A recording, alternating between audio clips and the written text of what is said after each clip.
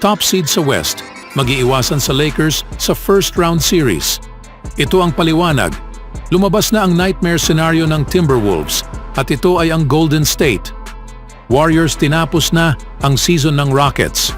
Ngunit bago ang lahat, kung gusto nyo ng matibay na basketball shoes, New Curry 11, mabibili lamang sa halagang $2,999. Click lamang ang link sa comment section or bisitahin lamang ang teffen.com for more high-quality shoes. Sinabi ng former NBA player na si Austin Rivers na may tsansa ang Los Angeles Lakers na makarating sa Western Conference Finals para sa ikalawang sunod na taon. Ibig kong sabihin, ito ang eksaktong gusto nating makita, sabi ni Rivers nang tanungin kung gaano kalayo ang maabot ng Lakers sa playoffs. Gusto nating makita ang Lakers na maglaro ng ganitong uri ng basketball sa simula pa lamang ng season. Tingnan mo ang kanilang starting lineup. Ang mga numero ay nakakalat sa buong board. Si Austin Reeves, D'Angelo Russell, Anthony Davis, Rui Hachimura at si LeBron James ay ang nagtatapos nito. Silang lahat ay dominante kagabi. Ayoko sanang masyadong magbigay ng halaga dito, pero sila ay marahil ang pinakamasamang depensa na nakita ko sa loob ng 10 to 15 years. Pero ito ang gusto natin sa panig ng Lakers. Gusto nating makita ang team na ito na lumaban at maglaro sa mataas na antas. At sila ay mapanganib. Hindi ito ang team na gusto mong harapin sa unang round ng NBA playoffs. Ipinaliwanag ni Rivers kay ESPN's Mike Greenberg kung bakit sa tingin niya na ang Lakers ay maaaring maging isang mapanganib na team kapag nagsimula ang playoffs sa dulo ng buwang ito. Makinig kayo, maliban sa walang pinsalang injury, sang-ayon ako sa iyo, sabi ni Rivers bilang sagot sa pagdeklara ni Greenberg na ang Nuggets ay ang marahil ang tanging team sa Western Conference na mahihirapang talunin ng Lakers sa isang serye ng playoffs. Ito ay isang team na may malawak na karanasan sa playoffs maliban kay LeBron James at Anthony Davis. Nakita natin ang duo na ito na nagtungo sa tuktok at nanalo ng kampyonato kahit na ito ay sa bubble. Nakita rin natin silang pumunta hanggang sa conference finals nung nakaraang taon. Bukod dito, pinuri ni Rivers ang iilang players na mayroon ng Lakers sa paligid ni James at Davis. Meron silang iba't ibang magagaling na role players sa paligid nila na nagbigay ng ambag, patuloy ni Rivers. Tingnan mo ang huling laro o kagabi halimbawa. Si D'Lo, Hachimura, Austin Reeves, ang lahat ng ito ay may 2-digit points. May mga player na maaaring lumabas mula sa bench at umi-score.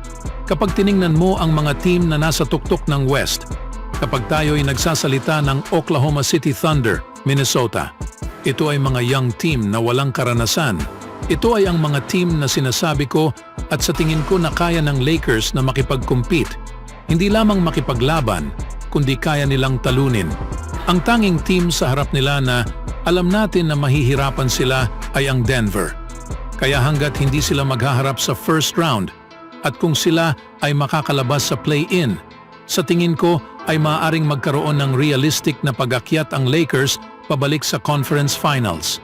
Ang Lakers ay ngayon ay nanalo sa kanilang huling 3 laro matapos harapin ang Wizards noong Huwebes. Ang mga players na naging up and down sa lineup ay nagbigay ng kontribusyon sa scoring para sa team. Maalala na ang 5 sa kanila ay nagtala ng 16+ points para sa makasaysayang franchise. Nasa number 9 sa conference ngayon ang Lakers, ngunit maaaring magtapos sa mas mataas sa number 5 seed kung sila'y makakapagtapos ng malakas sa season. May consider na ang Dallas Mavericks ay 2 laro lamang sa harap ng team sa standings. Swerte para sa sikat na organisasyon dahil 3 sa huling 5 laro nila sa regular season ng Lakers ay magaganap sa Crypto.com Arena. Dahil ang team ay may home record na 27-12 kumpara sa 17-21 sa road record. Speaking of first round series, ang mahiwagang season ng Minnesota Timberwolves ay nagdulot ng malaking pag-asa para sa kanilang mga tagahanga. Ang franchise ay hindi pa nakalabas sa first round ng playoffs mula pa noong 2003 to 2004 season, nang si Kevin Garnett ang namuno sa kanila patungo sa Western Conference Finals. Ngayon, sa panahon na ito, sina Anthony Edwards, Rudy Gobert at Karl Anthony Towns ay hanap na sundan ito ngayong 2024 NBA playoff. Dahil ang Timberwolves ay patuloy na lumalaban para sa top seed sa West, pag-aralan natin ang nightmare seeding scenario ng Minnesota at ang mga matchup ng team na dapat nilang iwasan. Huwag maging masyadong umaasa. Bagaman maganda ang season ng mga Wolves, kailangan pa rin nilang patunayan ito sa postseason. Sa bawat record na magsisimula muli sa 0-0, walang ligtas kapag magsimula na ang playoffs. Dominante ang Minnesota ngayong season, ngunit may ilang mga team na nagdadala ng mas maraming problema sa kanila kaysa sa iba. Sa ilang panahon sa season na ito, nahihirapan ang Timberwolves na pigilan ng mga off-ball movement shooters. Ang mga manlalaro tulad ni Luke Kennard, Norman Powell at iba pa ay nagkaroon ng malalaking scoring nights laban sa matipid na depensa ng Minnesota. Dahil dito, nananatili pa ring banta ang Golden State Warriors. Ang Timberwolves ay better team sa season series laban sa Golden State. Gayunpaman, kung sakaling ang Wolves ay ang makakuha ng top seed, ang pagharap sa four-time champion bilang gantimpala ay magdudulot sa hindi tamang pakiramdam. Si Klay Thompson at Steph Curry ang nangunguna sa liga sa puntos na nagmula sa pamamagitan sa off-ball screens. Ang atensyon na binibigay ng dalawa na ito ay nagdudulot ng isang natatanging hamon kumpara sa iba pang mga potensyal na playoff na kalaban.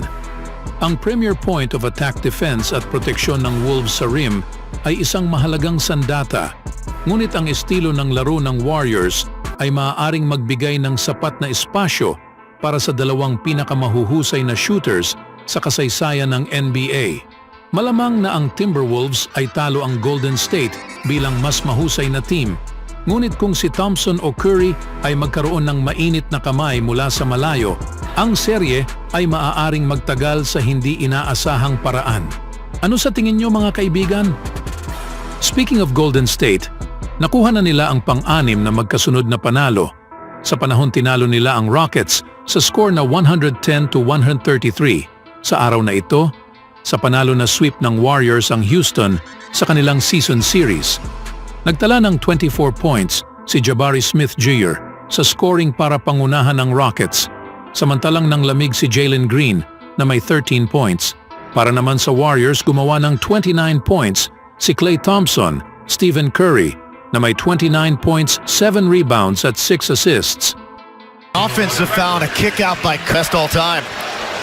I think that is a foul. Looks like his matchup. Curry on Bullock. The scoop score. Look at the Cook. Steps back. Missed that one. Off loss. At nagala 7-footer si Trayce Jackson Davis sa laro na ito sa ilalim at nagtapos ng 20 points at 5 rebounds.